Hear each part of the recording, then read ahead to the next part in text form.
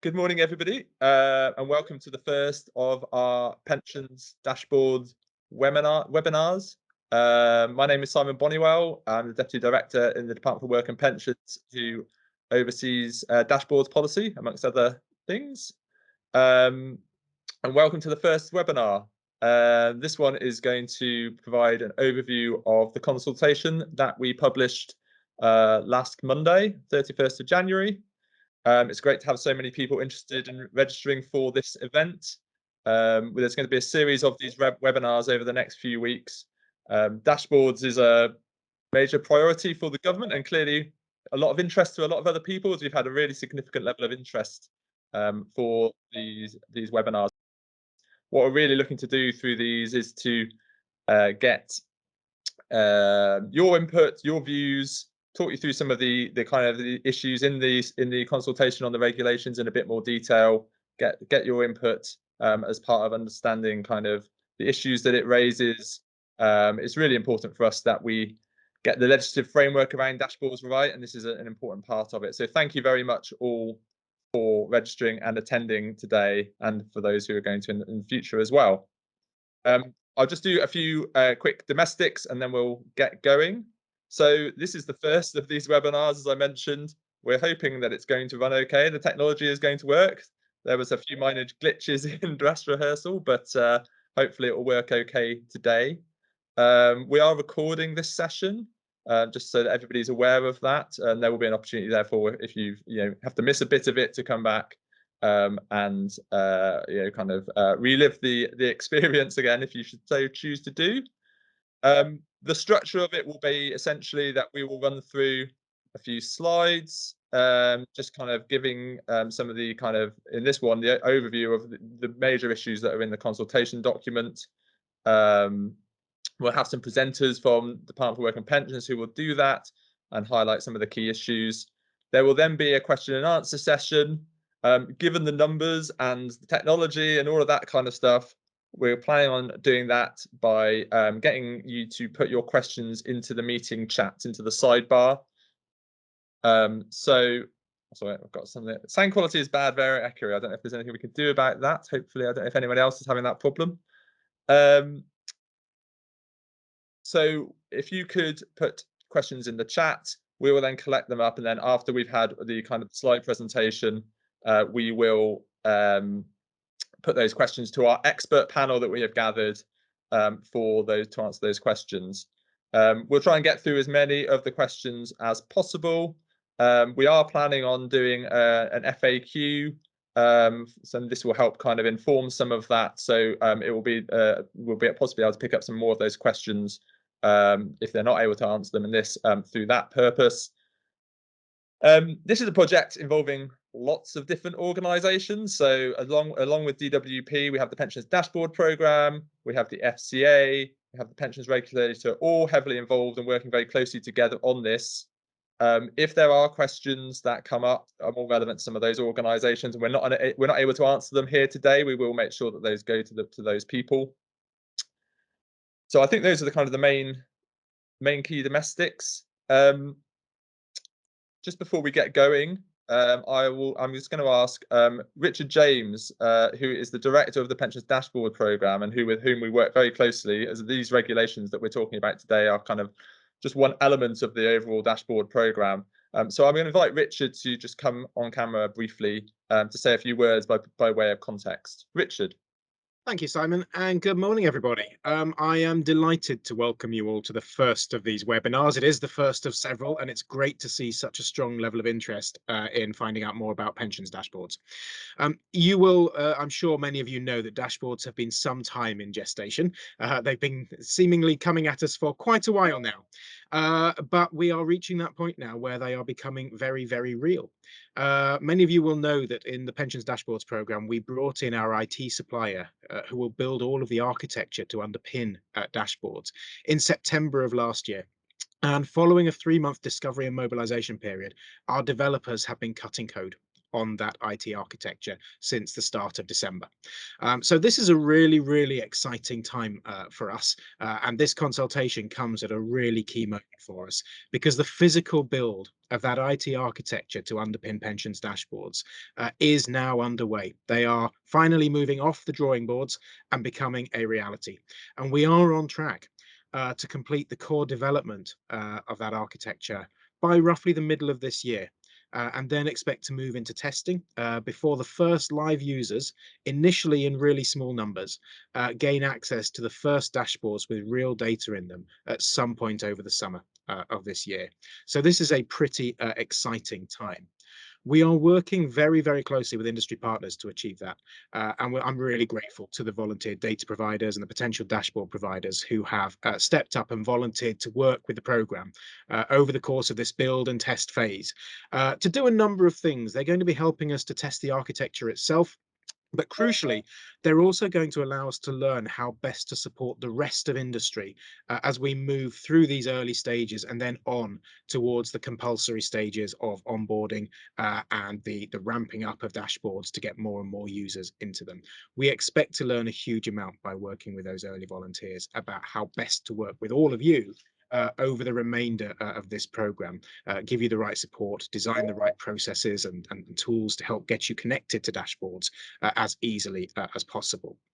And that's really, really important because aligning an entire industry behind dashboards has always been the single biggest challenge that we will face in this program.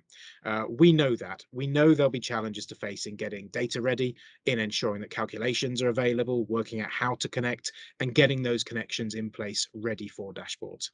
So this consultation and the publication of the draft regulations represents a real milestone moment for us. And I'm hugely excited to be able to hear from all of you over the course of the next few weeks, because we are now able to provide you with that much clearer picture of the implications of dashboards right across the industry. And it's therefore a chance for us to hear your thoughts on what all of that means to you.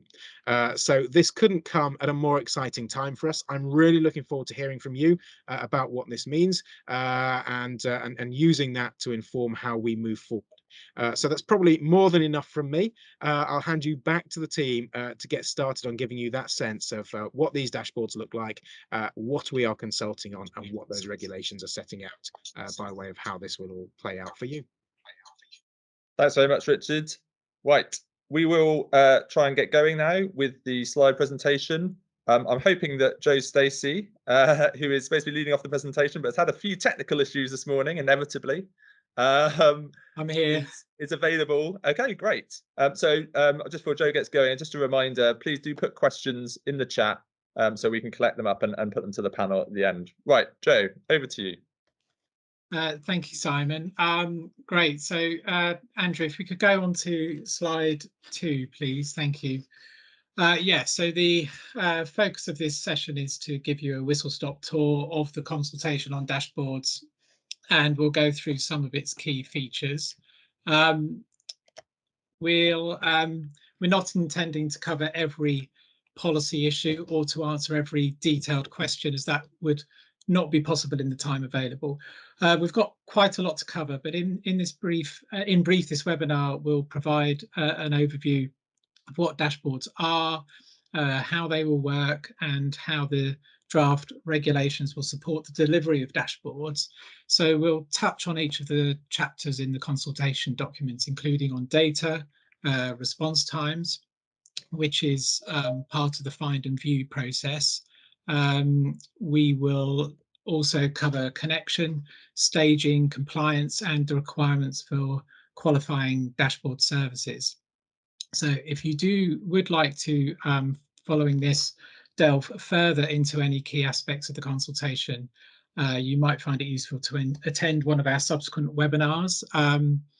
So we've got one in a couple of days, which will be focusing on the requirements for potential dashboard providers and considers the service from more of a user perspective. On the 17th, we will look at requirements for pension schemes. And then on the 24th, we'll turn our attention again in more detail to the value data requirements and the interaction of our consultation with the Financial Reporting Council's consultation that is going to be launched on the ASTM1 later this month. That's the guidance document that they publish on money purchase illustrations. So if we could go on to slide 3, thank you, Andrew. So pensions dashboards will be a secure online platform for individuals to access information about their pensions, including their state pension, in one place at a time of their choosing. So in line with our key policy objectives, dashboards with its unique pension finder service will help individuals to navigate and keep track of their pensions, reconnect people with any lost pension pots, improve awareness and understanding, and can help individuals to plan effectively for their retirement. So individuals will have a choice to either log on to a dashboard hosted by the Money and Pension Service, or they could choose one hosted by a different organisation, a qualifying pensions dashboard service, which could include an organisation they're already familiar with, for example, an existing pension provider or their bank. If we could go on to the next slide. So the consultation, as I think you've heard, is about seeking views on the proposed regulations, which are designed to support the introduction of dashboards. So the regulations will set out the requirements to be met by organisations wishing to provide pensions dashboards. So in order to become a qualifying pensions dashboard service. So that's covered in Part 2 of the regulations. We've then got requirements on trustees or managers of relevant occupational pension schemes in terms of connecting to the digital architecture, when to connect, and the data that they must provide. So that's set out in Part 3 of the regulations. And then we have provisions for the pensions regulator to take enforcement action in relation to pension schemes that do not comply with their requirements. So this will be covered in, that is covered in Part 4 of the regulations. This this package of regulations will only apply to occupational pension schemes with at least 100 relevant members, although we do expect to regulate for smaller schemes, that's 19 with 99 or fewer relevant members in the future. So a relevant member is, it includes both active and deferred members of a pension scheme. We are not planning, we're not including pensioner members in this initial set of regulations, which means that pensioner member information will not be shown via dashboards. And these members will not be included when determining a scheme's size. So essentially, if a member is already taking benefits from a pension or a portion of it, we think they're likely to be better engaged and aware of what that pension is worth. Our priority for initial dashboards is to provide information on pensions while still in the accumulation phase. We'll say more on our approach to data requirements and staging later on. The FCA will consult separately on rules for personal and stakeholder pension schemes, and this will be published soon. So in terms of the timeline, respondents will have until the 13th of March to respond to our consultation. And then we intend to publish our response to that this summer, hopefully before the parliamentary recess. We do plan to lay affirmative regulations later this year, and subject to parliamentary timetabling, we hope the regulations could be approved in the autumn. Okay, if you could go on to the next slide, please. Okay, so how will dashboards work? So we'll have a quick look at this. So an individual will start their journey by submitting a request to find their pensions information from a dashboard of their choice. So either the MAPS dashboard, like I've said, or a dashboard hosted by a different organisation. The digital architecture will then verify the individual's identity and it will obtain their consent to complete a search and to return their pensions information. At this stage, the Pensions Finder service takes over. The Pension Finder service does not hold any pensions data. It acts as a switchboard, sending the individual's find request to all pension schemes. For each match found, a pension scheme will return a unique identifier to the individual's dashboard. This does not include pensions data, but acknowledges that there is a match. Once this has been confirmed, an individual will return data directly to the dashboard for only the individual to see, or someone to whom an individual has delegated access, and we'll come on to delegated access later on. So individuals will then be able to see their pensions information side by side, providing them with potentially a complete picture of their estimated income in retirement. And seeing this information all together in one place will allow individuals to better understand their pensions and hopefully support their planning for the retirement. I mentioned the process of matching. Matching individuals with their pensions is a key component to dashboards being a success. Trustees or managers of schemes do have an important role to play here in supporting this process and doing what they can now to improve data quality to support effective matching. So in the third webinar, which looks in more detail at the requirements for trustees and managers of schemes, we will have an opportunity to explore matching in a bit more detail, but essentially there is a balance to be struck for schemes between wanting to ensure that they do not breach UK GDPR by sending an individual's pensions data to the wrong individual, balancing that with ensuring that they do not set their matching criteria so tightly that they fail to match effectively and therefore fall short of the regulatory requirements for dashboards. Effective matching will only take place when pension schemes strike the right balance between these requirements. So having confidence in data quality will help. And also we should recognise that dashboards actually present a good opportunity to encourage individuals to keep the information held by schemes up to date. So if we go on to the next slide. So before we get into some of the more detailed proposals, for context, we wanted to share what's emerging from the user research and testing. Since it was established, the Pensions Dashboards programme has sought to understand the existing evidence base on pensions dashboards and to expand it, filling the evidence gaps and understanding the user need. As we found through the research that we carried out as part of our original consultation, there is a high level user need in respect of pensions dashboards, in the sense that individuals, they want to know what pensions they have, but they also want to understand how much money they'll potentially have when they retire so that they can effectively plan for their retirement.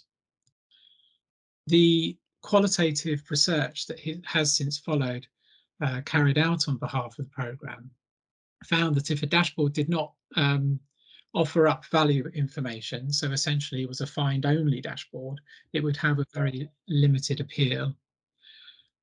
The user testing to date also indicates to us that providing both accrued and projected values alongside each other can really help the individual's comprehension of each. So in other words, an accrued value on its own might be difficult to understand, but if you place it alongside a projected value, it gives context to each so that each is more easily understood. The programme leads a usability working group, which includes consumer group representatives, and is there to help ensure that user interests are firmly embedded in the ongoing development of dashboards. And as I've touched on, the programme is carrying out user testing already, and this will expand significantly as the programme's testing evolves and enters into private beta. It is important that dashboards land successfully and are credible to users from day one. So our proposals are designed to put the interests of users first, while also balancing that with any challenges and concerns presented by different parts of the industry. I'm now going to hand over to James, who will look at the data requirements for schemes as covered in Part 3 of the regulations. Okay, thanks very much, Joe. Yeah, so data is a crucial element of the operation of dashboards. Both trustees or managers of pension schemes and individuals using dashboards must provide data to support the operation of dashboards in finding and displaying an individual's pensions information. There are two types of data on dashboards: find data and view data. Find data is personal data provided by the individual to the digital architecture and sent to schemes by the Pension Finder service, which allows trustees or managers to search their records for a match. If a match is successfully found, trustees or managers will be subsequently returned scheme data relevant to that individual. So that's view data.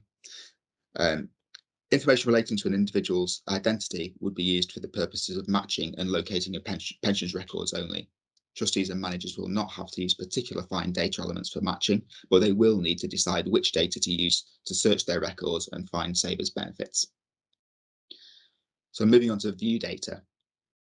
View data is the collective term to describe administrative data, signpost data, and value data. It is data which is returned to the dashboard by pension schemes once the individual's identity has been verified and a view request has been made, either by the individual or a delegate. Administrative data is split into three categories. The first is information on pension scheme. This must be provided by all schemes to which the regulations apply, and it gives details about the pension scheme. Things like the name of the pension scheme, a description of the nature of the benefit, for example, whether it is a DB, DC, or another type of benefit, whether the individual is an active or deferred member, the date of the individual became a member of the scheme, and the individual's normal pension age. The second category of administrative data is information about the scheme's administrator to enable the individual to get in touch should they need or wish to. Finally, the third category of administrative data is information about the employment that gave rise to the pension. This data is to be provided by schemes only if it is available, and they hold it routinely. And it includes information about the name of the employer and the dates of the employment.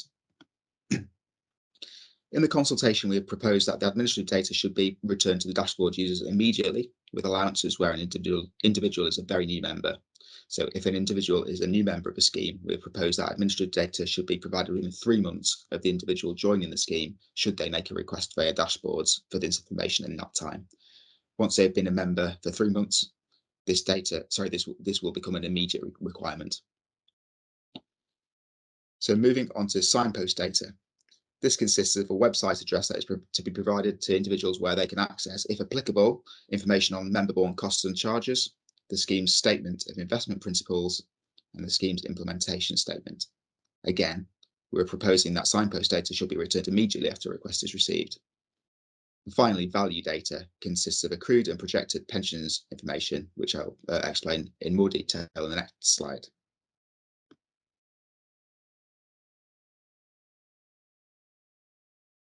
Okay.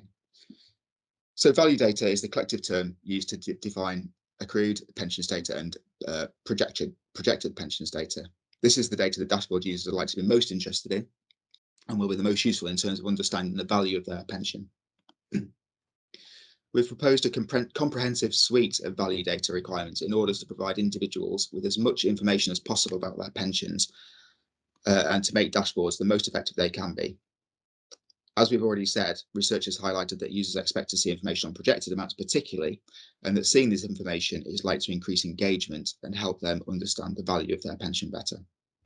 However, our engagement with industry has highlighted the challenges that some schemes will face in providing some of these values, and we're keen to strike the right balance between delivering an ambitious and successful dashboard service for individuals, whilst acknowledging the demands placed on schemes. We're keen to use this consultation to gather views and better understand the challenges that parts of the industry may face in providing these values, as well as further understanding the user requirements. In most cases, the requirements broadly mirror those already in place for statements, but we highlight areas where we propose to go further. So in brief, and note that we'll be going into more detail on this in our final webinar, the value requirements are as follows. For money purchase schemes, we would like schemes to provide an accrued pot value, which is the value of the member's benefits built up so far, expressed as a lump sum, and an annualised accrued value, which is the value of the member's benefits built up so far, expressed as an annual income. This will be calculated using a similar methodology as for projected values.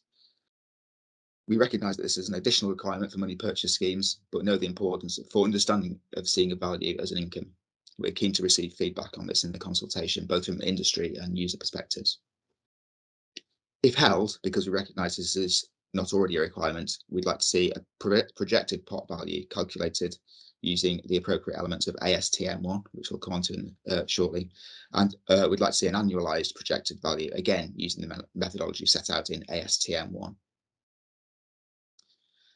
For non-money purchase schemes, the requirements differ for active and deferred members.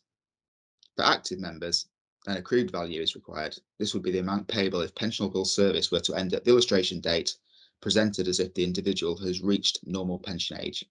It should be calculated in accordance with scheme rules and assuming no increases in salary. We'd also like for active members a projected value, which is calculated following scheme rules, assuming that the member continues in pensionable service and continues to build up benefits until normal pension age, and assuming no increases in the individual's salary. For deferred members of non-money purchase schemes, it is the deferred pension at the date of leaving revalued to the illustration date, which must include statutory revaluations on any non-guaranteed minimum pension. We're particularly keen to receive feedback on the proposed methodology for this, given that we're aware of a range of approaches currently taken on the provision of deferred values. I've also set out in the table the requirements for active and deferred members of cash balance schemes and collective defined benefit schemes, but for the purpose of this presentation, I won't dwell too long. We propose that schemes may provide values from a statement produced in the last 12 months or from a calculation made in the last 12 months, giving the option of providing more up-to-date values, but recognising that some may prefer to provide statement values. I'll return to the expected return times value data further down in this presentation.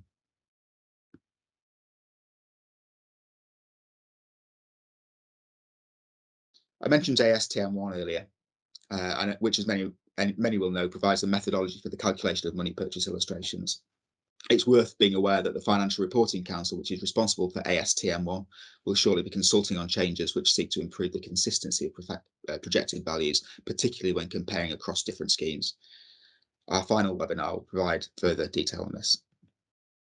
It will not become mandatory for schemes to provide these values, that is, those which use ASTM1 to dashboards, until a statement has been produced after October 2023. This is when updated ASTM1 methodology from the Financial Reporting Council should come into force. There are a number of exceptions that relate to money purchase schemes only, which, if applicable to the member, will mean that schemes are not required to provide pension projection information to them. Schemes may choose to provide projections anyway, in cases where those exemptions apply. And the exemptions do not extend to accrued pensions data, so members will still receive information about the amount of pension they've built up so far as relevant to the scheme they're in. As the slide mentions, the exemptions are not new and in line with those set out in disclosure regulations. Moving on to hybrid schemes. Trustees of hybrid schemes will be subject to the same value data requirements as other occupational pension schemes. If an individual has two or more separate benefits, the scheme should provide separate returns to dashboards. Our expectation is that where one benefit is calculated with reference to both money purchase and non-money purchase formulas, only the greater value should be provided. Again, we're keen to receive feedback on the way in which this policy is framed in the draft regulations. For public service pension schemes, the requirements mirror those for other non-money purchase schemes, but we have proposed additional provisions to reflect the McLeod remedy and deferred choice underpin. Data standards published by MAPS would ensure that, if necessary, more than one value for the same entitlement can be displayed. And finally, onto state pension.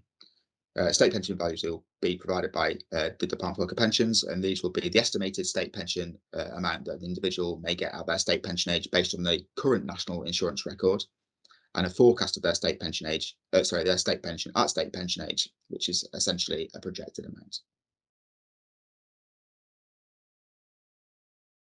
Okay, so pensions dashboards are a digital service, and we want our approach to response times to be ambitious. We want to create a service that is user-centric and have put individuals at the heart of our proposals. We recognise that there's a balance to be struck between user needs and industry deliverability, and we're keen to understand from the consultation whether our proposals strike the right balance. Before getting into the details on response times, I want to set out some overarching thinking. It's very much our view that the response times proposed in these regulations are a starting point, and we want to be ambitious, and in time we're keen for these proposed timings to be reduced to help improve the quality of the service provided by pensions dashboards. For money purchase schemes in particular, we would like to move towards instantaneous responses for all requests in the future. And with this in mind, we want pension schemes to consider how they can put mechanisms in place to facilitate the provision of data to dashboards as quickly as possible. So we've outlined on the slides the proposed maximum response times for administrative and value data.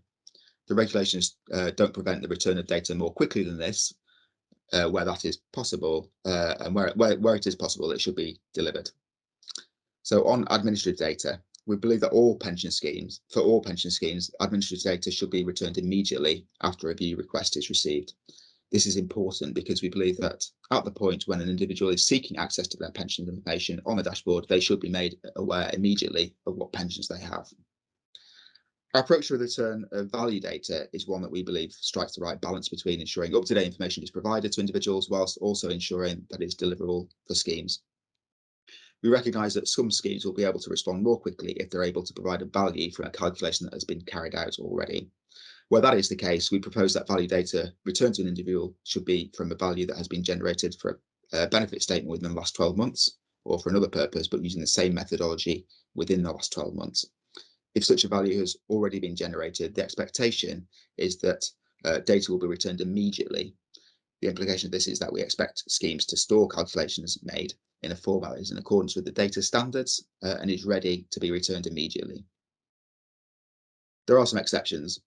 We propose in our draft regulations that where a relevant value has not been calculated or provided on a benefit statement within the last 12 months, that all pension schemes will have up to 3 days to return value data, except for non-money purchase schemes, which will have 10 days. This recognises the fact that some non-money purchase schemes have additional challenges in terms of the availability of data. Schemes which offer hybrid benefits, where the benefit value is calculated with reference to both money purchase and non-money purchase formulas, will also have up to 10 days. So I'm now going to pass on to John, who will take you through connection and staging. Thanks, James. So the draft regulations include a requirement that trustees or managers of occupational pension schemes, which will be grouped into cohorts based on their size and type, should be required to have completed their connection to the digital architecture on or before a certain date. Details about the order that schemes need to connect is set out in subsequent slides on staging. For most schemes, the window for connection will be a period of 1 month before the connection deadline, although the very first cohort of the largest schemes will be required to connect during the 3 months from April 23 to the end of June 23. The Money and Pension Service will need to manage the practical job of coordinating connection for all of the relevant occupational pension schemes and personal and stakeholder pensions. This will require some flexibility on the precise day that schemes are connected, which we hope can be accommodated by a requirement in the regulations to cooperate with MAPs. As part of connection, pension schemes will need to build or secure access to a find and view application programming interfaces to communicate, or they're known as APIs, to communicate with digital architecture. An API acts as an intermediary which allows two applications to essentially talk to one another.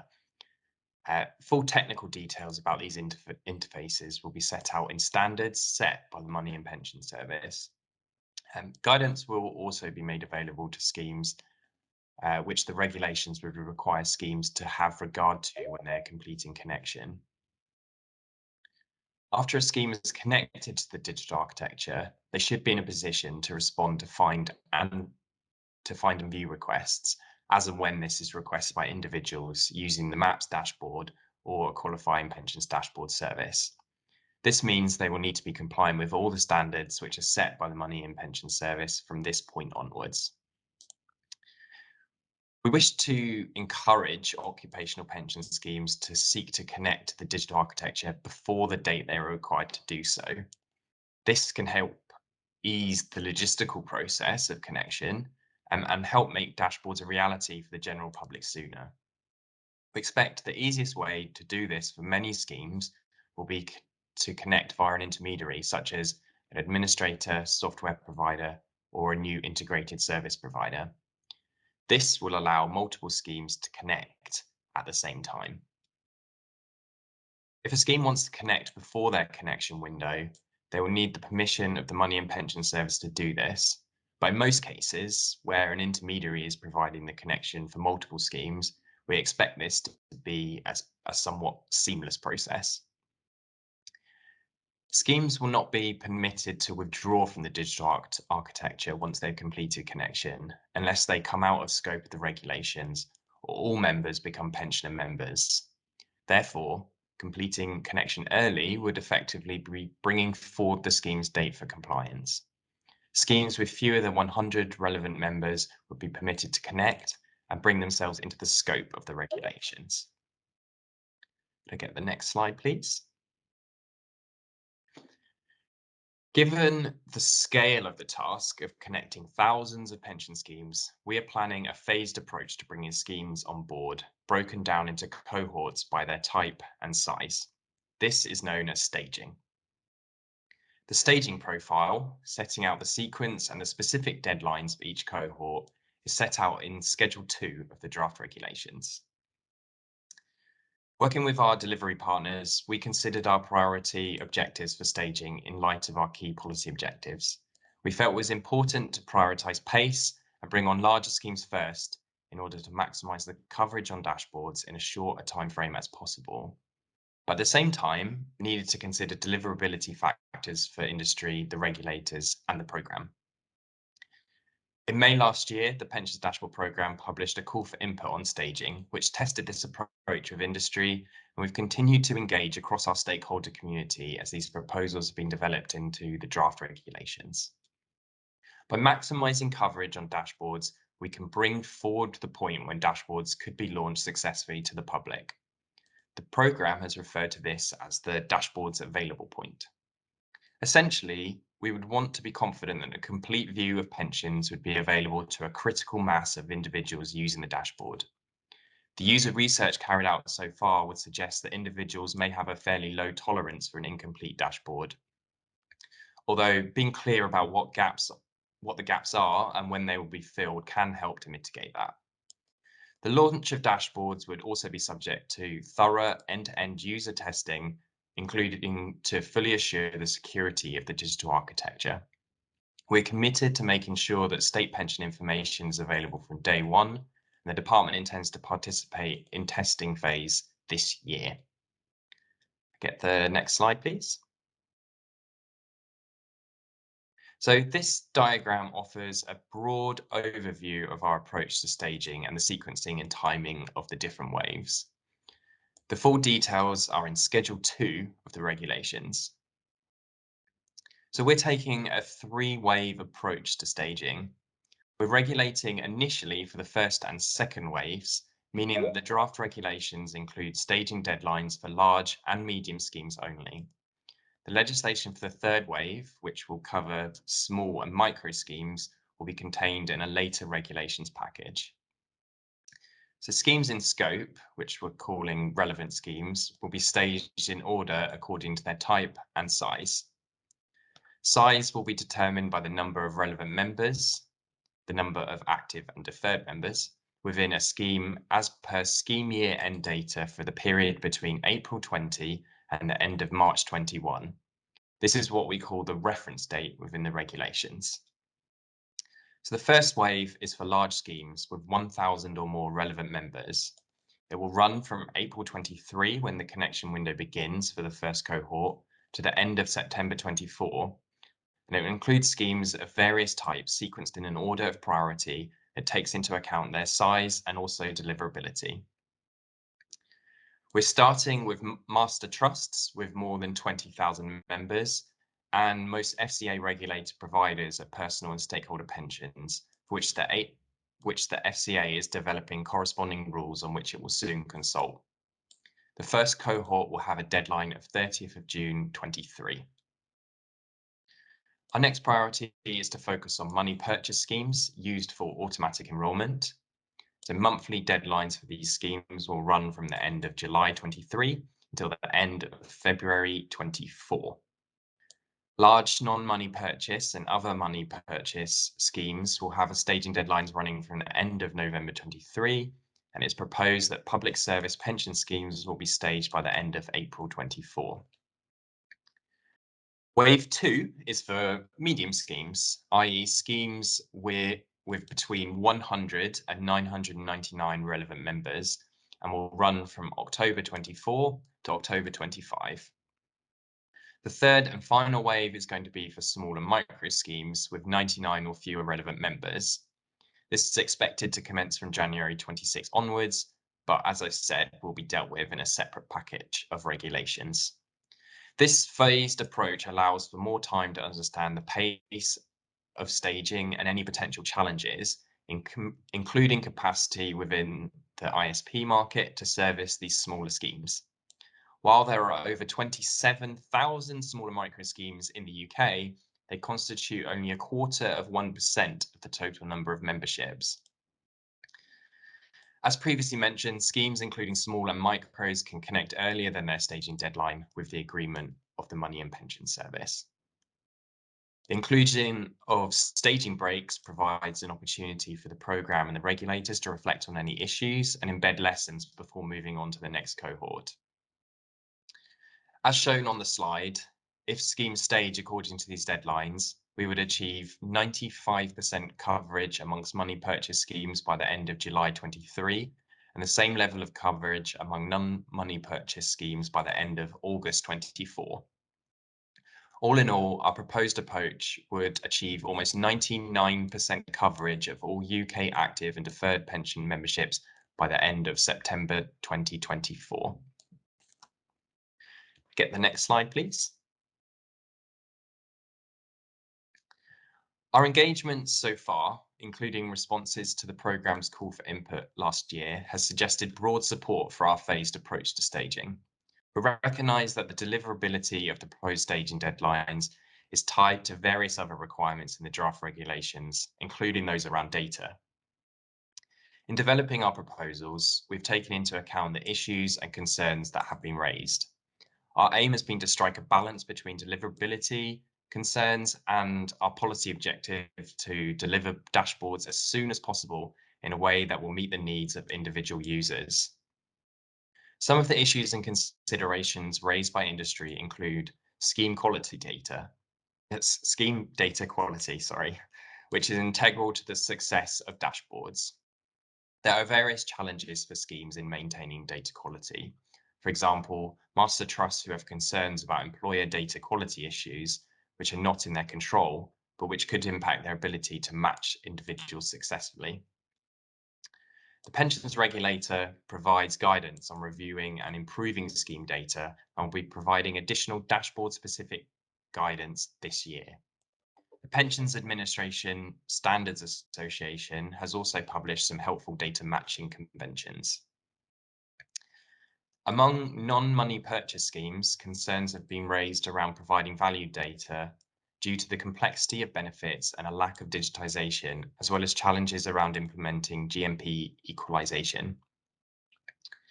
Public service pension schemes represent nearly 20% of all active and deferred memberships in scope for dashboards. We recognise, however, there's new challenges faced by public service schemes with the implementation of the McLeod remedy, which is going to remove discrimination that arose as a result of the way in which new schemes were implemented. We may need to consider what other mitigations might be needed to ensure the successful staging of public service pension schemes in line with our staging principles. To ensure that all schemes have a reasonable chance of being able to comply with their staging duties, we've proposed a legislative mechanism that will allow for applications to the Secretary of State to defer a staging deadline for up to 12 months in specific circumstances. This would be where a scheme had, in good faith, embarked on a programme to transition its data to a new administrator before knowing the staging deadline, or had a contractual obligation to retender the contract with its administrator. And this has created an unavoidable conflict, which would be excessively burdensome or put the personal data of members at risk. I get the next slide, please. To ensure the success of compulsory connection, we need a robust and effective enforcement regime which allows for appropriate enforcement action to be taken in the case of failure to adhere to any of the proposed requirements, and which provides a significant deterrent to non-compliance. To achieve this, we've proposed giving the pensions regulator new powers in relation to pensions dashboards to issue notices and penalties to trustees or managers of relevant occupational pension schemes and relevant third parties. This is set out in Part 4 of the regulations. If a trustee or manager fails to comply with any of the requirements set out in Part 3 of the regulations, we've proposed that the pensions regulator would have the option to issue a compliance notice or a penalty notice to the relevant trustees or manager. The pensions regulator may also issue third-party compliance notices in circumstances where it's of the view that the breach is not as much a result of the trustee's actions, rather those of a third party. A penalty may be issued if the requirements set out in a compliance notice or a third-party compliance notice have not been complied with. Penalty notices may be up to £5,000 in the case of an individual, or £50,000 in other cases, such as a corporate trustee. Given the large number of requests for pensions information that could take place, we want the enforcement regime to be able to reflect the scale of any potential detriment that could be caused by failure to comply with the requirements. Therefore, the regulations would allow, at the pensions regulator's discretion, for a penalty to be issued for each contravention of a requirement of the regulations. Providing the pensions regulator with the power to issue penalties on a per request basis like this is intended as a significant deterrent to non-compliance. All penalties would be issued at the discretion of the pensions regulator, who will exercise their powers in a proportionate, consistent, targeted, and transparent way. Right, so now I will hand back over to James to start talking through consumer protection. Thanks, John. Okay, so we hope that pensions dashboards will increase engagement with and understanding of pensions, and that this increased awareness will lead to better decision making and more informed choices. Pensions are often the biggest financial investments that individuals will make throughout their life, though. So it is essential that we take data security, presentation, and consumer protection seriously. In delivering the many benefits of bringing together information about people's pensions on dashboards, we know that there are also potential risks, such as susceptibility to scams or mis-selling, or the potential for individuals to make decisions without all the necessary information. We'll be seeking to mitigate these risks through our various consumer protection measures. Consumer protection, and this includes both prevention of harm and redress if things go wrong, is a shared responsibility in which the DWP, Pensions Dashboard Programme, pension providers and dashboard providers, the regulators and ombudsman all have a stake. Security of information is of fundamental importance, and the PDP is responsible for the delivery of the digital architecture which will make dashboards possible, as well as the design of the ecosystem and the standards governing the ecosystem. The design ensures that security of personal information within the ecosystem is paramount. A key principle of consumer protection for dashboards is that consumers are in full control of who can access their data. Individuals using a dashboard will be asked to provide consent for the dashboard providers to process their personal data in order to search for their pensions. The regulations contain provisions around consent and who can access an individual's data. Access to the data should only be available to the individual unless specific consent for delegated access is given. Qualifying dashboard operators should not be allowed to access the data for any purpose unless they have the specific consent of the individual, and only temporary storage of the data for display purposes is permitted. The individual has the right to withdraw their consent at any time. The dashboard provider should tell them how to do this. It should be easy, and the dashboard provider should act on requests as soon as possible. The concept of a qualifying pensions dashboard service, as set out in the regulations, ensures that only those providers who meet the necessary requirements are able to connect and remain connected to the digital architecture and therefore to operate a dashboard. This means that we can ensure that the requirements around data handling and security are met, but it also means that we can impose requirements set out in standards produced by MAPS around the way in which information is displayed. The FCA also plays an important role here. Finally, it is vital that consumers have access to support and redress if things go wrong.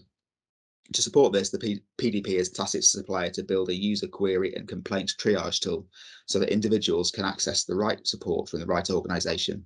Dashboards will need to show a link to this process. Okay. So to recap, the individual is always in control of who has access to and can view their data. Consents are required from the individual to issue find requests. Consent is then required from the individual to show the view data and state pensions data. Qualifying pensions dashboard providers will be required to display the view data and state pension data as soon as it is received.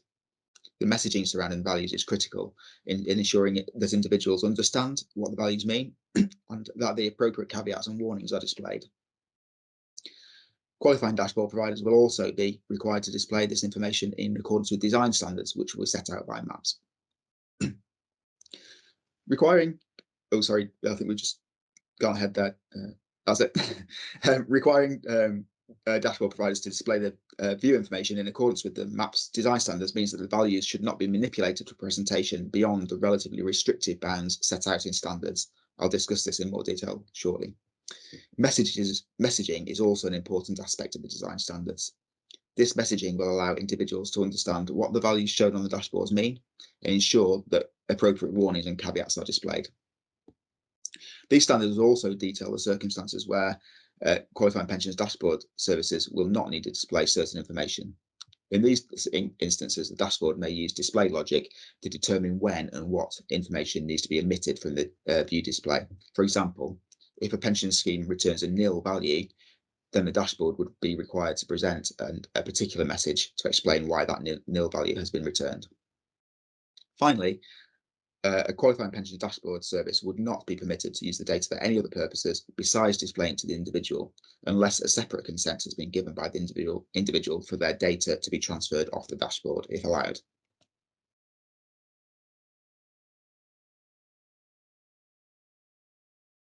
Okay, I'd like to now cover some aspects of dashboard functionality. It's worth reiterating from the outset that dashboards will not offer any functionality which enables transactions, such as a consolidation of pension pots or transferring pensions. We believe that, particularly in the early delivery of dashboards, allowing transactions on them could increase the potential risk for consumers, as the information provided is not sufficient for making important decisions around pensions. I've already covered aspects of delegated access. We're not replacing the requirement on qualifying pensions dashboard services to provide delegated access. This is because we don't want to introduce any more potential barriers to entry than necessary for prospective dashboard providers. The dashboard provided by the Money and Pensions Service will provide delegated access, so individuals who want to make use of a delegate or advisors who offer such services will have that option if their chosen dashboard does not offer this function. What is crucial is that where delegated access is offered, it is with the consent of the individual and can be revoked at any time. We're keen. I'm sorry, my system has just crashed. You can just bear with me a second.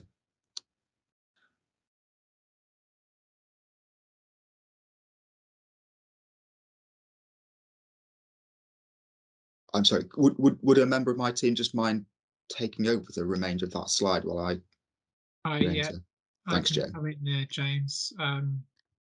Sorry about that, folks. So I think we were on dashboard functionality. We are keen that as dashboards are introduced, that the data that individuals see are displayed in such a way that they instill trust and confidence. So the design standards will set out the parameters of any manipulation of the data which will be reasonably restricted. For example, setting out the circumstances where values can be added up, displayed graphically, or displayed in alternatives to annual amounts, such as monthly formats. We're keen to hear views on this reasonably restrictive approach, particularly in relation to our position on data exports. The potential for dashboards to offer data exports is of considerable interest, and we recognise that there are a range of views. Exports might be, for example, from a dashboard to another area of the dashboard provider systems, to another organisation, or to the individual themselves. While data export offers many benefits, some of which have been seen in international examples of dashboards, there are also clear risks. We're keen to hear views on this, on the risk mitigations we have proposed, and any other mitigations that may be available. We'll discuss this in more detail in our second webinar on Thursday. So just going on to the next slide, please. I think, where are we? Joe, I can probably take over from you there. Yeah, okay, thank you. So, okay, thanks for that. So I'd like to finish the substantive part of this presentation by talking briefly about standards. Throughout the regulations, you'll see requirements on trustees and managers schemes and on pensions dashboard services. These include a requirement to comply with standards published by the Money and Pension Service or pensions regulator. Standards will provide further detail on how both pension schemes and qualifying pensions dashboard providers must comply with their legislative duties. They provide a greater level of technical or operational detail than will be appropriate to outline in regulations. Compliance with standards is mandatory. This is because failure to comply could pose a risk to the security of the dashboard ecosystem, or because compliance is essential in ensuring that dashboards are delivered successfully and that dashboard users are provided with the right information presented in such a way as to maximise understanding and to minimise the potential for consumer detriment. Also, to put it simply, we cannot have tens of thousands of schemes and potentially numerous organisations hosting dashboards operating in different ways. The system simply wouldn't work. So while standards are to be published by the Money and Pension Service and the regulator, we propose that the Secretary of State has oversight powers. This means that our proposed regulations require that Secretary of State to approve the first set of standards and subsequent iterations containing amendments that are more than minor technical changes. We expect that the first set of standards and any subsequent revisions which go beyond minor and technical changes, and which would therefore require Secretary of State's approval, will be consulted on by MAPS or the regulator in respect of any reporting standards that may be set. Okay, so before we conclude the presentation, I wanted to set out briefly some of the supplementary information which has been either published or will be published in the future, which is important to note alongside the draft regulations. So first, I mentioned earlier that the Financial Reporting Council will be consulting on changes to Actuarial Standards Technical Memorandum 1, that's ASTM 1, which will be used to support pensions illustrations. They'll do this in their usual way later this month. And there'll be an overlap in this and the DWP consultation. It's likely that scale of changes required will be greater than usual in light of the incorporation of changes which were made to support the delivery of pensions dashboards.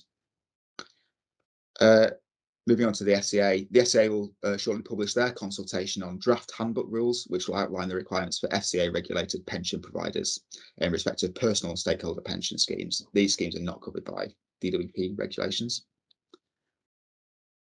To enable the FCA's oversight of pensions dashboards, the Treasury will be making the provision of a pensions dashboard service a regulated activity, and the FCA will draft handbook rules on qualifying pensions dashboard services, which are likely to be consulted on in summer 2022, this year.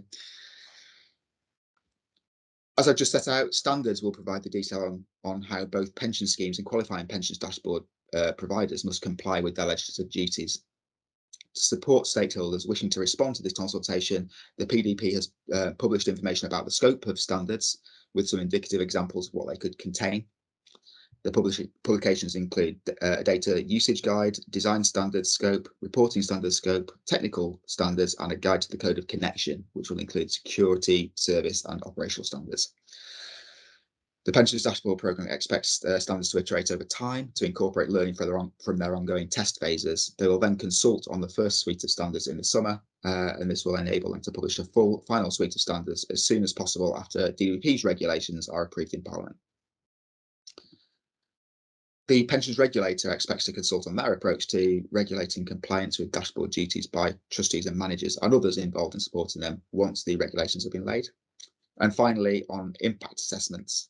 So both DWP and MAPS will publish their appropriate elements from data protection impact assessments that will set out how we intend to identify and minimise the data protection risks of pensions dashboards. These will be published when the regulations are laid in draft before Parliament. And DWP will also publish a regulatory impact assessment at the point at which the regulations are laid. And this will include a cost-benefit analysis of the impact of regulations. So that concludes the presentation. I'll pass over to Simon for the questions. Thanks very much, James and Joe and John, for that presentation. Really, really helpful. Hopefully, it was useful for people on the line. I appreciate there's an awful lot of information that we've just sort of thrown at you. So obviously we've got a whole bunch of questions which we'll now sort of seek to quickly go through. But if there are further thoughts or questions afterwards, we'll kind of be happy to take those kind of and respond in writing or whatever. I think we should have an email address or something we can send out if we haven't already. I'm going to try and take our panel through some of the questions if I can. I'm having a few IT gremlins myself, inevitably, because none of this can ever go entirely smoothly. So we'll kind of see how we get on, and maybe one of the team can jump in if it goes a bit wrong. So on our panel we have Joe, James, and John, who've just heard presenting. We also have Richard, who you heard earlier from, who's the director of the Pensions Dashboard Programme. David Reed, who's the head of policy at the Dashboard Programme, and Lucy Stone, who is the pensions regulator lead. So I'm going to go through some of the questions. We've had a real mixture, and I'll try and see if we can get some of these answers.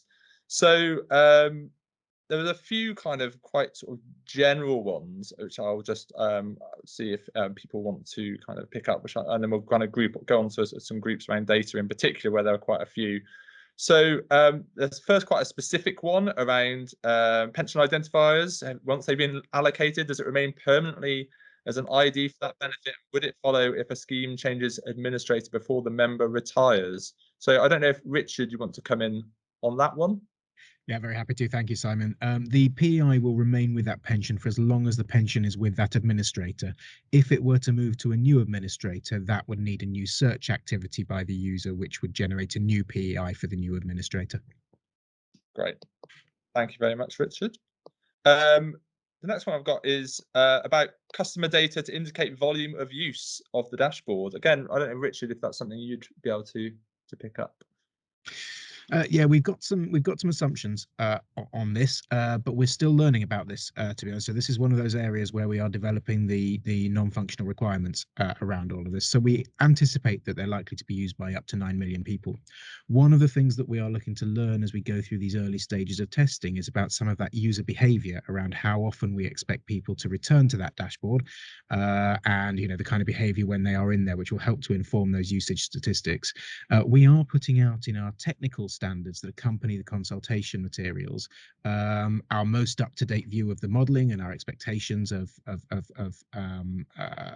that kind of behaviour, and those standards will evolve over time. So what we're giving at this point is a flavour of how those standards will be shaped in their broad coverage, and then over the coming weeks we will evolve those to reflect what we learn and to refine that further. So watch this space, and we'll then be consulting in more detail on those supporting standards, which cover things like how to connect, some of the volumes, non-functionals, the kind of expectations you can expect around behaviour within that ecosystem. That will all be refined with further engagement with you on that over the coming months. Thank you very much, Richard. And then just one more from the kind of early initial questions that we had, which is about if someone has left employment more than 20 years ago and paid into a pension and the employer is no longer there as well, could the pension be traced through the dashboard? Yeah, absolutely. In Um, fact, that's one of the big ideas that underpin these dashboards. It's that desire to connect people with those pensions they may have lost touch with. So it won't hinge upon the employer being there, but we would find that pension record under the current administrator and the current provider when the user initiates a search request. And we would hope that we'll find lots of users reconnecting with pensions they might have lost sight of. Absolutely. Thanks, Richard. I'm going to move us on to some questions now around data. And there was a first question here around, are we looking at revaluing to current date and projected to normal retirement age only, or is this also early and late retirement projections? James, I don't know if that's something you would want to come in on.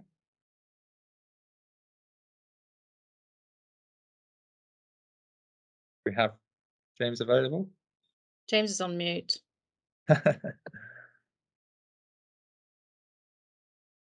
Apologies. Sorry. Yes. So I think that is that for accrued we expect a value to today's date, and for projected to normal retirement date. So we're not looking at early or late retirement dates at all. So it's keeping it reasonably simple. Thanks, James. And carry on then with data.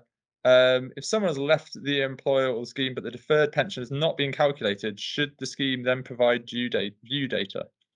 Yeah, absolutely, it should. Yeah, so the scheme would be required to provide accrued value data to today's date, and if the scheme's a money purchase scheme, also the projected value. Thank you. Sorry, hang on a second. I'm just having an IT gremlin myself. Apologies. Right. We're just coming out next on to a question about the response time. So does the 10-day turnaround for non-money purchase schemes suggest you're thinking the provider will have work to do to produce those figures, similar to as though the member had requested directly from the provider? Providers have contractual activity assumptions built into contracts with clients, but it seems like the dashboards will be outside these assumptions, still generating work for the provider. Yeah, so I think we expect that schemes will have to liaise with their administrators to consider what the extent of those contracts might need to be varied in order to help the scheme meet their new dashboard obligations. So it is worth looking at, I think, sooner rather than later in that respect. It is potentially more requirements. Great. Thank you, James. And then another one, does a member need to have been in their scheme for a minimum period of time to receive a projection? Yeah, so in the regulations or in the consultation, we've proposed an easement in respect of new members. So that's within 3 months of joining, which we call a new member. So we'd expect values after that. Great, thank you. Next question. Some DB schemes have complex benefit structures with multiple normal retirement ages requiring late and early retirement factors. Will there be further guidance on the treatment of these and at which NRA the projections should be calculated to? Also, what data should be returned for members who are past their highest normal retirement age? Okay, so these are the sorts of cases that we're really keen to hear about in the consultation response. We'll set out, or the PDP will set out in their standards and guidance some give some support to work through how these sort of cases should be tackled. But we're really keen to find out. I'm afraid I don't know the answer to the members past their highest NRA question, so we might want to return to that in our FAQ. Unless another member of the panel has an answer at their fingertips. Anybody else want to jump in on that one? Not hearing any desperate volunteers, but I think as James just said, you're absolutely right that these are the kinds of issues you want to get into. We may not have all of the answers to that right now, but this is the sorts of things we would like to be highlighted so that we can work through the answers to them. There's the next question, which is, could dashboards be used to cleanse data by getting member feedback? If anybody wants to come in on. Can I come in on that, please, Yeah, Simon? It's Lucy at please TPR. do. Absolutely. One of the points is that if you are able to make a partial match, so that's where you think you found someone, but you're not 100% sure, perhaps because the quality of the data, you feel the data is a little out of date. The member will then have an opportunity to contact you, and that is a real opportunity for you to talk to that member that you might have lost track of and get up-to-date information from them. So yes, it could potentially be very beneficial to you in that context. Thanks, Lucy. It's really helpful. Next question on data. We've got data quality is clearly key, but there isn't really a data standard for schemes transitioning to new administrators. How will you ensure outgoing administrators provide new administrators with data that is dashboard ready? Then if we've got a volunteer to come in on that one. I guess I'll come in on that one. It is complicated. Data transition is complicated, and we already have frameworks of best practice for transitioning from one administrator from another. So PASA has a code of practice.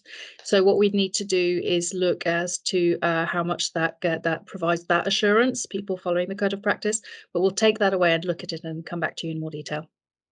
Thank you, Lucy. Further questions on data. So does the 3-day exemption for value data apply to all that data?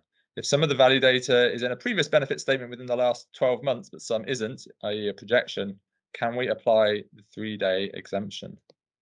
So, James, I don't know if you want to comment on that. You can apply that 3-day exemption. I think we may want to just clarify the extent to which that exemption applies to the whole batch of data, i.e., for example, an accrued value, which you might already have. If you need to make a projection, we can clarify that again in the FAQs. I think you would expect you to provide data that you already hold immediately. Great, thanks, James. And then the last one I've got on data for the time being is who will be responsible for providing data for an orphan scheme that has no employer and no trustees? Don't know if we have an answer to that one. Or is that another take it away and come back in the future? Well, it is a complicated issue, isn't it? Because ultimately trustees are the ones who are legally accountable under the draft regulations. So one of the things we might want to do is work with providers to see what can be done in that kind of context, something we're already doing in some other areas. So it is on our radar, and it is something we are going to try and enable. Thanks very much, Lucy. Okay, we're going to come on to a few more questions more around actually, sorry, I think another question kind of related to response time. So will there be any penalties on schemes if they are unable to meet response time to provide value information to members? I'll comment on that one as well. Absolutely. I mean, that is what the draft regulations envisage. The draft regulations envisage that not providing data in time would be a breach of the regulations, at which point the regulator will have available to us a number of options, compliance notices, etc., including penalty notices. However, I'd like to caveat that obviously we are a pragmatic, hopefully regulator, and we all have to appreciate this is quite new and we're all going to learn as we go along. So what we will take a very dim view is willful non-compliance, so people who aren't trying to comply or deliberately dodging their responsibilities. But we work pragmatically with schemes as they learn, especially in the early years. So yes, there is the potential for fine, but we will take a pragmatic approach in those kind of compliance cases. Thanks, Lucy. And whilst you're on, I think this might be one that you perhaps also wish to pick up. So will schemes be advised individually of their staging dates? So the good thing with the draft regulations is that you can work out, hopefully, by looking at the staging schedule, roughly the proposed month in which you would stage by looking at the type of benefit you offer and how many active and deferred members you have at a certain date. We are hoping to actually, we will be writing out to our schemes to make them aware of duties. And in that, we are hoping to communicate them what we have assessed to potentially be their staging date. This is entirely dependent on the data you provide to the regulator through the scheme return, because that is the data we'll use to take a view as to what we think your staging date is. But ultimately, it is trustees' responsibility to A, make sure that we've got the right scheme return information to make that assessment, and B, confirm by looking at the regs directly what their staging date is. I hope that helps. So that's just a shameless plug to please make sure your scheme return data is up to date. All right. Thank you very much. We're just coming back onto kind of another question in relation to the coverage, I guess, of dashboards. So if an individual was in a scheme with less than 100 members and the scheme does not choose to stage, how will that individual get a full view of all their pensions or even know they have an additional benefit which is not shown on the dashboard? I don't know, Joe, if you'd like to pick that up. Yeah, so I think so essentially this is this is we have, as a product of staging and taking a phased approach, there will be gaps in dashboards.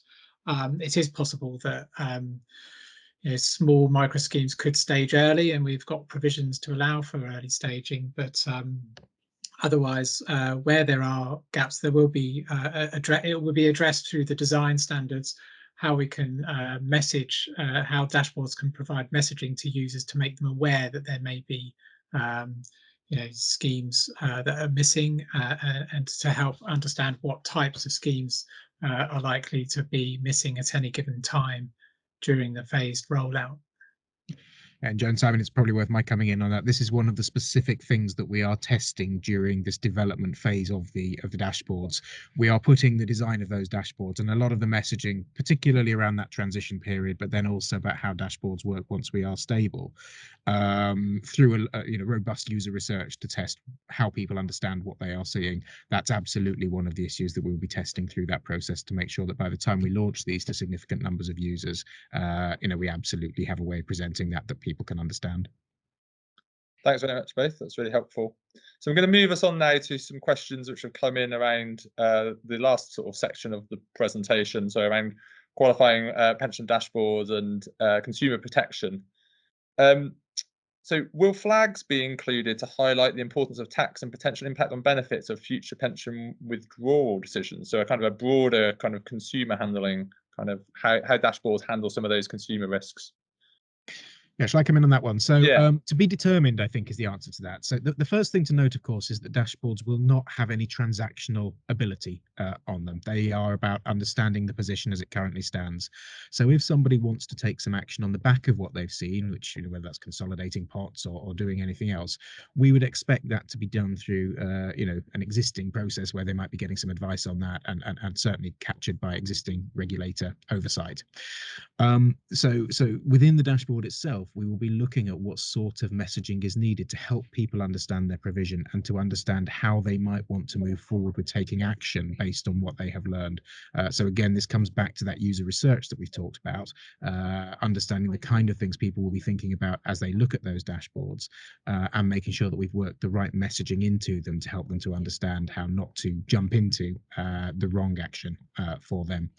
So consumer protection built into the dashboard, both in terms of ensuring that the messaging is there to help them understand what they see and ensuring that they can't jump into any ill thought through transactions on that, but would need to step into a more considered process off the dashboard. Thank you, Richard. I'm just linking some of the consumer kind of protection issues back with kind of projections. So presumably messaging will highlight that DB projections are just that and could change given schemes may amend future service benefits. And I'd imagine a similar issue kind of around projections for DC as well as DB, but anybody want to come in on that? Yeah, absolutely right. This whole question of how we help consumers to understand the numbers that they are seeing is critical. As we went through a little bit in the presentation there, we have found that it's a blend of numbers that helps people to understand what they are looking at most effectively. And we can only ever illustrate the value of a pension at this point in the process. And so the messaging and the user research and testing that we are doing is helping to land those. And we've already tried out numerous different ways of doing that, and are finding that there are ways that help people to understand that really clearly. That's going into the design standards that will govern how all of those qualifying pensions dashboards are allowed to present that information to consumers. Thank you. And then one more on kind of the consumer and data. So how will members provide consent to their data being used for dashboard purposes? Would passive consent be allowed where a general announcement tells members about dashboards and allows them to opt out? Richard, do you want to come on that? Yeah, so I'm probably going to invite David Reed, if he's on, to come in on that, actually, as somebody who understands GDPR far better than I do. But essentially, there is a legal provision we are relying on here that isn't about consent. But David, you might want to set that out for people. Sure, no worries, Richard. So I think the key thing here is that the members' data would only be used if they were decided to use a dashboard, and so if they'd confirmed their identity and given consent for their personal details, the defined data, to be shared with the pension schemes to search for pensions. At that point, we think that the duties set out in the draft legislations provide a legal basis for the schemes to process the information and search for that user's pensions. So nothing should be happening without the user's consent at the start. I think that's really the long and the short of it. Thanks, David. Yeah, so in summary, it's a pull model, not a push. And I think it's worth us actually just being really clear that no data then gets held within the pensions dashboards ecosystem. So it's only ever accessed directly from that data provider and presented during that session when the user is actually actively in the dashboard. We don't hold any of it centrally thereafter. So it's not about that consent for pushing information into the dashboards. Okay, I'm going to move us on to a couple of questions we've got about qualifying pension dashboard services. So, can an individual access more than one QPDS out of choice, or are they directed to just one? That's me again. So they can use as many dashboards as they want to, actually, and it's all underpinned by that common infrastructure that will mean that the data is consistent across any dashboard that they might choose to interact with. But actually, that consumer choice is a really important part of this, because we know that the more we can give choice in that marketplace, the more pensions dashboards options we have, the more likely it is that people are going to engage with it and start improving their retirement provision. And then a second one on QDPS rather. How many qualifying pension dashboard services are you expecting there to be? As I assume all pension providers will have to connect to all of these at any time. So we don't know yet how many there are likely to be. That's one of the things that we're looking to discover. We've, as some of you will have seen, we are working with 3 people who are interested in becoming potentially pensions dashboards in this early stage of work. But we hope and expect that market to grow considerably beyond that initial population as we move through this. And we'll be putting out lots of information to anybody who is interested in becoming a pensions dashboard provider to help inform that decision as to whether or not that's a marketplace to step into. The good news is that you're connecting to the infrastructure once as a data provider, and that will then service all of those pensions dashboards that are out there. Thanks very much, Richard. I'm going to take I think I've got probably maybe time for 2 or 3 more questions for closing off. So I can see a couple just immediately by dint of being the last ones to write into the sidebar. We've got a question here. If an individual accessed data by providing false information to the identity service, who would be liable for any data protection breaches? I'm sure if that's one we can answer. Sounds like another kind of liability model type question that maybe, Richard, you could have a go at. Yes, I'll give you a high level flavour here, but it's probably one that it's better for us to then provide some more detailed responses on as part of the frequently asked questions and follow up on this one. So there is a liability model that underpins this dashboards ecosystem, which sets out arrangements for protecting parties in the event that harm results to somebody as a consequence of the use of the dashboards. But the identity provider that we have procured and that will work with us here is verifying identities to a pretty solid level. Actually, it's a level that's defined by the National Cybersecurity Centre. It's based on the level of verification that is done right the way across government services. So first off, we believe these things are going to be pretty secure. There's a good standard of confidence needed in order to prove that somebody is who they say they are. But there is a liability model, as I say, that then underpins the entire ecosystem in the event that something goes wrong in that. And it's probably better that we come back with a more detailed technical answer on how that operates following this, rather than my trying to give you one now. Thanks very much. I'm going to do one more question and then I'm going to wrap us up. So there's a question: will there be plenty of time to consider the DWP consultation alongside the FCA consultation? Vitally important where both sets of regulations may apply to one organisation. I don't know if that's someone in DWP would like to come in on. Joe or James? I can give a high level answer, which is yeah. So the FCA consultation is due out very soon. So we're hoping that these will basically be concurrent to all intents and purposes. So yes, absolutely. We have been working very closely with the FCA as we and they draft our respective rules and regulations. Great, thank you very much, James. That is it. We are at 11:30. So I appreciate that. I'm afraid we've not managed to quite get through all of those questions, and no doubt sort of further questions will occur to people. I would say that firstly, we are going to produce, I think, some kind of frequently asked questions that will be available, and we can sort of send out the link to that, and we'll kind of hope to sort of chip away a little bit at that. There are also, as we sort of mentioned earlier, a series of subsequent webinars which will get into more detail on the various areas which we've kind of highlighted in this overview session today. So I would encourage you, and we've already got quite a lot of people signed up for those, to do attend those if you've got interest in particular areas. But otherwise, all I would say is thank you very much to the presenters and the panel. And thank you very much, everybody who has joined today. Hopefully you managed to just get through without too many technical gremlins. I think has been put in the sidebar. We will be sending around the slides afterwards, and we would appreciate any feedback that you would like to give us on how today has gone. So do so, and hopefully we will see you at a future webinar. Otherwise, enjoy the rest of your Wednesday, and thanks again for no, it's Tuesday. Goodness. I'm getting too excited, and I think the weekend's closer than it is. Enjoy the rest of your Tuesday, and speak to you very soon. Thank you very much, everybody, for dialing in. Bye-bye.